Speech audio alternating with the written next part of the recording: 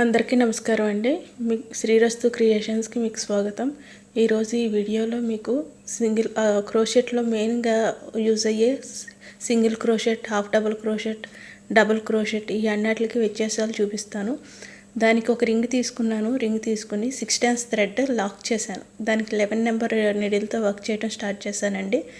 ఏమీ లేదు, వచ్చిన లాక్ థ్రెడ్లోంచి రింగ్ మధ్యలోంచి నిడిల్ తీసుకెళ్ళి పైన ఉన్న థ్రెడ్ లాక్తాం కదా, అది ఒక సింగిల్ లాక్ అవుతుంది కాబట్టి దాన్ని లాక్ చేయడాన్ని సింగిల్ క్రోచెట్ అంటారనమాట. ఇంకోసారి చూపిస్తున్నాను. జస్ట్ వచ్చిన థ్రెడ్ కాకుండా కింద నుంచి తీసుకెళ్ళి ఒక్క లాక్ చేస్తాం, అది సింగిల్ క్రోచెట్.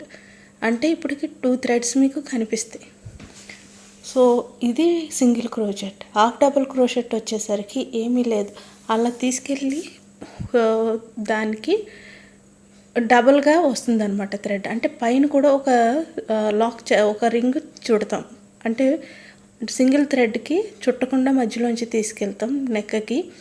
హాఫ్ డబుల్ క్రోచెట్కి వచ్చి పైన ఒక రింగ్ చుట్టి కింద మధ్యలోంచి లాగిన తర్వాత మళ్ళీ దారం చుట్టి మొత్తం లాగుతాం, మొత్తం థ్రెడ్లోంచి.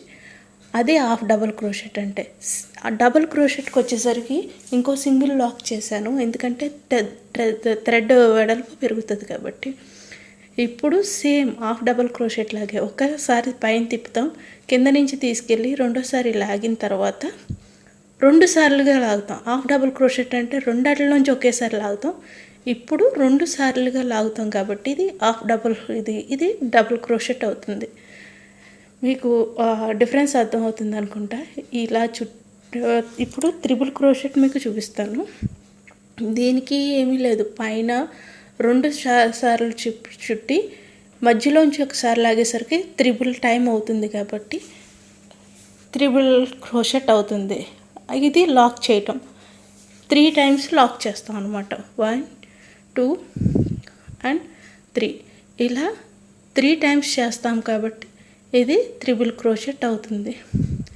ఇలా 4 టైమ్స్ చేస్తే 4 క్రోషెట్స్. అలా మీకు డిజైన్ బట్టి చేసుకోవచ్చు. మ్యాక్సిమం 3 క్రోషెట్స్ తోటే మనం డిజైన్ అంతా ప్లాన్ చేస్తాం. సో ఈ వీడియో మీకు యూస్ఫుల్ అవుతుందని నేను అనుకుంటున్నాను. ఇంట్లో అయితే నేర్చుకోవడం ఈజీయేనండి. మీకు ఇంకా కావాలి అంటే డీటెయిల్గా ప్రతి డిజైనే ఎక్స్ప్లెయిన్ చేస్తాను. ఇప్పుడు మీకు అర్థమవుతుందా సింగిల్ క్రోషెట్కి, హాఫ్ డబుల్ క్రోషెట్కి, డబుల్ క్రోషెట్కి, త్రిబుల్ క్రోషెట్కి తేడా చాలా క్లియర్గా ఉంటుందండి. సో ఈ వీడియో మీకు యూస్ఫుల్ అయిందని అనుకుంటున్నాను. సో మీ బ్లెస్సింగ్స్ నాకు తెలుపుతూ లైక్ చేయండి, షేర్ చేయండి అండ్ కామెంట్ రూపంలో మీ విలువైన సూచనలు, సలహాలను నాకు తెలియజేయండి. మీరందరూ నన్ను ఆదరిస్తారని కోరుకుంటూ సెలవు తీసుకుంటున్నాను. Thank you. బాయ్.